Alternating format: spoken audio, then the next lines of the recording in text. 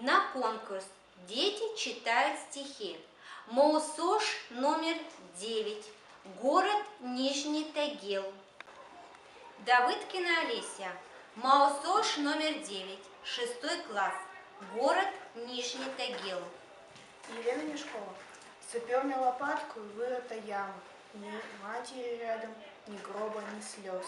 Льет дождь, да рассерженный ветер упрямо бросает в могилу листву вместо роз.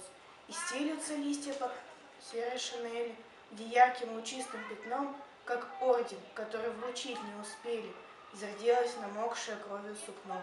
Простились, могилу зарыли руками, по горсточке каждый, и яма полна. Ни крест, ни колонку поставили камень, его мы в той яме достали со дна.